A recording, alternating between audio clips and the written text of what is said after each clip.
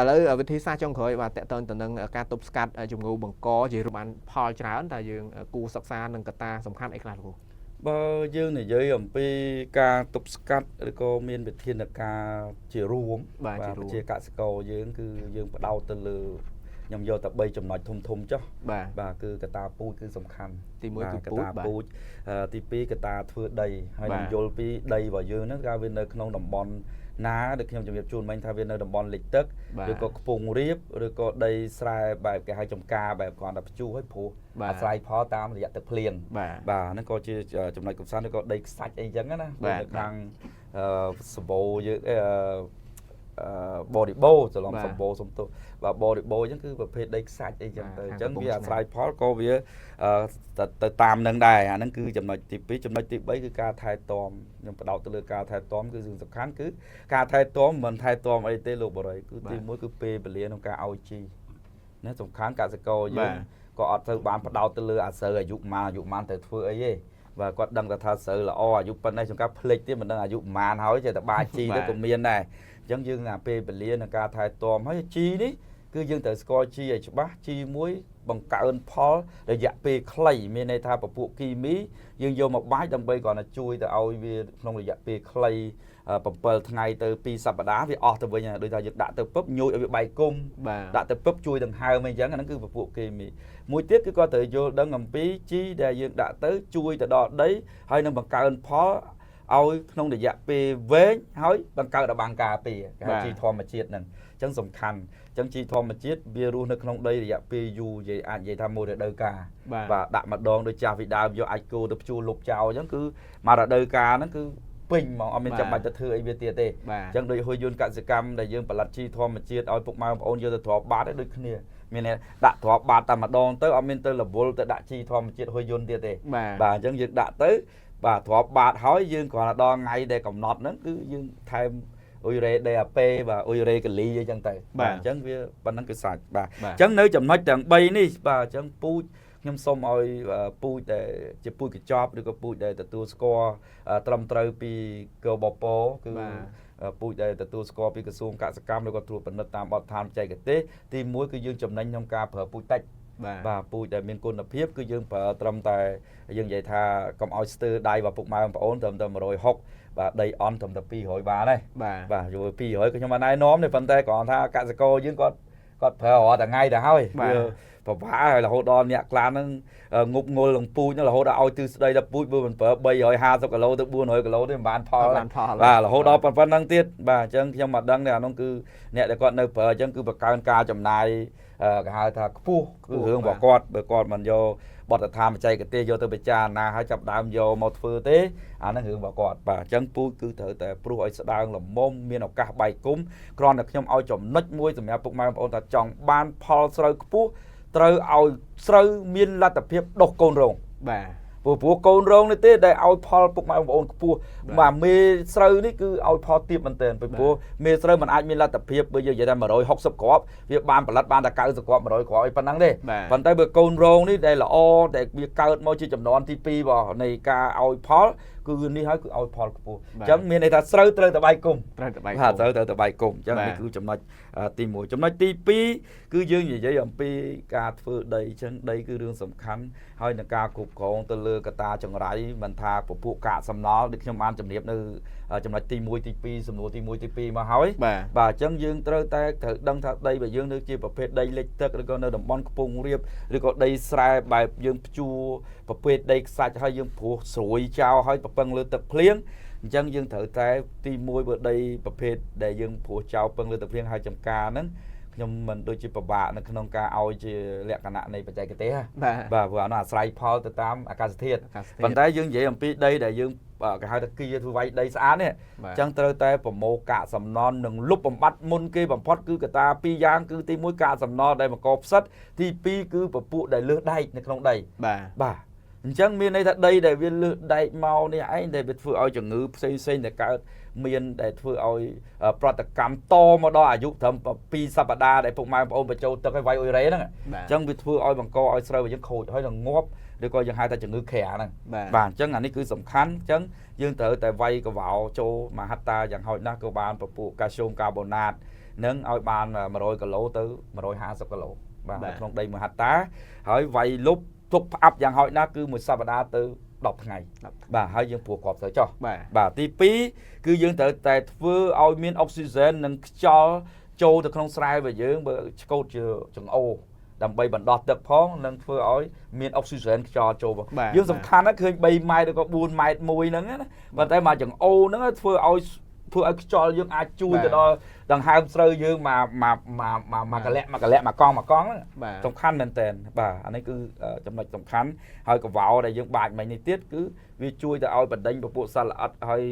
មិនថាខ្យងក្រហមមិនថាពពួកនេម៉ាតូតមួយចំនួនដែលរស់នៅក្នុងដីជាកត្តាចង្រៃហ្នឹងគឺអត់ឲ្យកើតទេបាទអត់ឲ្យកើតហើយព្រោះវានៅជាមួយទឹកដែលមានធាតុកវ៉ោនោះអត់បានបាទមានធាតុកវ៉ោនោះអត់បានអញ្ចឹងអានេះគឺចំណុចទី2ដែលជាកត្តាសំខាន់ជាងគេមួយទៀតនៅក្នុងការធ្វើដីធ្វើមិនបង្កើនគុណភាពដីឲ្យមានធាតុចិញ្ចឹមនៅក្នុងដីមិនថាជួយទៅដល់ការលូតលាស់ NPK ហើយនឹងបង្កើតរបាំងការពារអញ្ចឹងមានន័យថាយើងត្រូវតែប្រើជីធម្មជាតិឬក៏កំប៉ុស្តបាទភ្ជួរលុបដើម្បីបង្កើតអង្គរការពារគេហៅបង្កើតជីវៈល្អដើម្បីមកប្រសាបឬក៏កម្ចាត់ពពួកជីវៈចង្រៃបាទស្ពរល្អវាមានអង្គរការពារមិនឲ្យអាស្ពរចង្រៃហ្នឹងគឺមកចូលបានទេគេហៅដូចរបាំងឬក៏រនាំងមួយចឹងអញ្ចឹងពុកម៉ែបងប្អូនអាចយកពពួកលាមកសត្វគោឬអីគឺអាចភ្ជួរលុបចោលបានបាទប៉ុន្តែបច្ចុប្បន្ននេះគឺហួយយន្តកសិកម្មក៏យើងមានជីធម្មជាតិដែលយើងផ្សំពីធាតុបាទលាមកសត្វឬក៏ជាច្រើនកាកសំណល់ជាច្រើនមិនថាម្សៅឆ្អឹងត្រីម្សៅឆ្អឹងសត្វធាតុបាទពពួកហុយមិចមេជីអីជាដើមដែលបង្កើតជា NPK អាចយកមកទ្រាប់បានអញ្ចឹង150គីឡូក្នុង1ហិកតាមានន័យចន្លោះពី100ទៅ200គីឡូអញ្ចឹងមានន័យថា100ដីល្អឬក៏150គីឡូ 3B ឬក៏ 4B តែប៉ុណ្្នឹងទេការតែមួយវគ្គសម្រាប់មួយរដូវកាលស្រូវយើង3ខែឬក៏100ឬក៏110ថ្ងៃហ្នឹងបាទអញ្ចឹងគឺអានេះគឺចំណុចសំខាន់មួយទៀតដែលខ្ញុំចង់នេះគឺការថែទាំនេះគឺពេលវេលាអញ្ចឹងមានន័យថាស្រូវរបស់យើងដឹងហើយថាអង្គរការពារនៃគ្រាប់ស្រូវឲ្យពុកម៉ែបងប្អូនយល់ដែរថាអាគ្រាប់កមួយហ្នឹងវាអាចចិញ្ចឹមដែលពេញលេញហ្មងគឺ12ថ្ងៃបាទចន្លោះពី12ទៅ15ថ្ងៃហ្នឹងគឺវាពេញលេញរបស់វាដែលស្រូវល្អបាទអញ្ចឹងបើសិនជាយើងចង់កម្ចាត់ស្មៅចាស់ពីដើមចង់ឆ្លូកចង់អីហ្នឹងគេឲ្យនៅក្នុងអាកំឡុងមួយសប្តាហ៍ទៅ2សប្តាហ៍ហ្នឹងដើម្បីកុំឲ្យវាបាត់បង់អាអង្គរកឲ្យវាដុះតន់គ្នាបាទវាដុះតន់គ្នាអញ្ចឹងកន្លែងនេះក៏ជារឿងសំខាន់មួយដែលពុកម៉ែបងប្អូនត្រូវតែយកពេលវេលាហ្នឹងសម្អាតស្មៅឬក៏ស្អីហ្នឹងដើម្បីឲ្យស្រូវរបស់យើងនៅមានអង្គរការពារនៅឡើយហើយនៅពេលហ្នឹងដែលពុកម៉ែបងប្អូនបាទត្រូវសង្កេតឃើញថាតើវាបង្កឲ្យស្លឹករុក្ខជាតិរបស់យើងនៅអាយុ7ថ្ងៃមក10ថ្ងៃតើវាចាប់ដើមមកលាកសតោបឬក៏ចាប់ដើមអុចលឿងលើស្លឹកឬក៏មានត្រាខ្មៅលើគែមស្លឹកនៅបើមានពពួកបែបនេះត្រូវតែបង្អត់ទឹកវាភ្លាមបាទត្រូវតែបង្អត់ទឹកវាភ្លាមដើម្បីគ្រាន់តែទុកតែមកសំណើមបានហើយបាទអញ្ចឹងចាប់ដើមយើងប្រើពពួកសារធាតុថ្នាំដើម្បីព្យាបាលដូចខ្ញុំនិយាយថា Mancozeb បាទនៅហួយយន្តកសិកម្មក៏យើងមានពពួក Copper បាទបាញ់ដើម្បីជួយទប់ដើម្បីឲ្យដើមនឹងរឹងឬក៏បំលែងអាធាតុទាំងអស់ហ្នឹងឲ្យវាคลายទៅជាសារធាតុចិញ្ចឹមផងដែរអញ្ចឹងមិនថា Copper ឬក៏ជាមួយ Mancozeb ហ្នឹងក៏អាចប្រើនៅពេលតែមួយព្រោះសិតតែថ្នាំព្យាបាលបាទអញ្ចឹងមួយទៅជួយបំលែងសារធាតុពុលតាមរយៈទឹកនៅសំណើមនៅក្នុងដីមួយទៀតទៅព្យាបាលផ្ទាល់តែម្ដងបាទដូចយើងនិយាយថាយកប៉ារ៉ាបូកមួយថ្នាំកាពះអញ្ចឹងណាព្រោះយើងនិយាយភាសាមួយសាមញ្ញបាទអញ្ចឹងយើងត្រូវផ្សំធាតុវាពីរហ្នឹងគឺបាញ់នៅពេលហ្នឹងតែម្ដងបាទហើយបានយើងបញ្ចូលទឹកហើយយើងប្រើពពួកអាសូតទៅមានន័យថាអ៊ុយរ៉េឬក៏ពពួករូបមន្ត G27 12 6 30 15អីឬក៏អ៊ុយរ៉េ DAP បូកចូលគ្នាតាមវិជាកសិករយើងគាត់ប្រើហ្នឹងគឺយើងបាចហើយឲ្យមានកម្រិតទៅថាក្នុងដីមហត្តាបាទត្រឹមតែ100គីឡូអីហ្នឹងវាសមជីដែលផ្សំរួចហ្នឹងណាមិនមែនយកអ៊ុយរ៉េ100គីឡូទៅបាចទេណាស្រាប់ឲ្យតន់គឺមានយើងផ្សំធាតុវារួចមាន DAP មានកលីមានអ៊ុយរ៉េហ្នឹងឬក៏មានអាធាតុដែលគេផ្សំរួចហ្នឹងគឺយើងប្រើវាទៅដើម្បីជំរុញផលនិងបង្កើនផលរបស់វាហើយយើងត្រូវស្គាល់Nជួយត្រួយពេជួយផ្កាការជួយផ្លែនៅច្បាស់ហើយនឹងការសូមបរននេះវាជួយ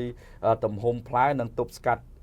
បង្ករោគហើយនឹងបង្កាត់លំអងអញ្ចឹងយើងត្រូវតែដល់ពេលដែលស្រូវចាប់ដើមមានដង្ហើមយើងចាប់ដើមប្រើបាញ់ពពួកកាល់ស្យូមបរនជួយអញ្ចឹងហួយយន្តកសិកម្មក៏បានផលិតអាហ្នឹងដែរបាទប៉ុន្តែលក្ខណៈពិសេសរបស់ហួយយន្តកសិកម្មយើងអត់ផលិតបែបគីមីទេបាទយើងផលិតបែបគេហៅថាអូម៉ូនដែលគេហៅថា bio enzyme ណាបាទ enzyme ហ្នឹងគឺយើងបង្កើតពីដោះគោស្រស់បាទដោយសារហួយយន្តមាន châm cô vô tật đọt tới dương miền phụ cả sầm nọ tật đọt cô nắng dương ai vô một bậc cao chỉ ốp môn hỏi miền quân là phép rồi mẹ pia plei cả và cả địch bạc bơi từ đó câu chứ câu nó không tây để chạy mới miền phép thôn và nó có chỉ sầm khăn mũi để phục mai bông ôn thở cả bioenzyme nắng enzyme nắng cứ dương thở từ bánh làm bầy chuối ối bậc cao đầu băng cà pia phong nắng chuối bằng cao phò phong nên cứ trong này sầm khăn để dương anh vậy ban tha cà chôm vào đó để nhóm chấm điệp chùn thấy potassium cái dương thở được bánh bằng cao phó nắng po sầm vòi và chẳng với miền đầm nạ ca và vía và coi bánh pizza bát đa mấy dương bánh bạch chanh bạch châu tức sầm ạt smile nắng vay tật chốt téคือแต่สังเกตเมื่อเด็กยังจะมีจุดข้างดาวmà men nơi còn là aoจะดองngayคือแต่vay tức bà chi chỗ đi bà bờ sân với miền lẹ cả nạ sành nhà để miền caสังเกตkhơi để vay được không bé dương tự bằng ao tức với giúp chia bà về sân bà vì tục tầm mặt sao không tầm bàn hỏi được không miền là ca bay cùng tiền bà chân dương bà châu tức mới nằm bay bằng cơn Paul tại tam cối và to máu dương nứng nơi không chỉ lo pi mà pay bèm màu xám bèm đi và dương tự bằng cơn Paul với một chiếc đôi cà bành và chùm rối nhưng mà cơn ăn được co cà pin nơi lừa và pon slug và chân stomat và slug dương bạc nằm bay từ tua nơi tận sao không có tập liên có stroke tiền ai và pon rồi vào việc tiền do há chân dương tự bằng cơn về chân viên miên và phụ bờ và xa này chi cả sự cam dương viên miên là cái hai ta amino và amino acid amino acid rồi có cái hai là atomic và chấn nơi không nó có hơi vô những ban bản lật phụ bio và phụ bioenzyme enzyme nắng đầm bấy trong đôi này cả slug đại dương và châu trong mùi này cả hai đôi chơi phụ tray và phụ cái hai là sạch sạch cùi chấn á và hay trong mùi năng ăn được co cà phê mà chấn luôn mình tha cái hai là phụ đau và đầu pích được có play chơi mà chấn luôn đại dương và cao vi ảo vi tây chi bioenzyme để bay chia một con cà phê trong màn dương vậy đó phở chí mà mình phở đầm bay từ lúa loa muối đi thử bạc cao chí là băng cà phê về phòng cả hai ta vô vitamin đầm bay từ cục khổng về phòng mà mình còn là đạo từ phở hơi dương cả ta ao về miền Tây nhà hai cho mùi nâng acacia thiết được có xây chấn cho nó chấn ấy cứ nhom miền Tây nắng hay ai miền trồng ngò lại xây tiết tẹt tông từ tam để dạ lấy không phê rồi có comment được có ai tẹt tông từ tam lấy nhóm được có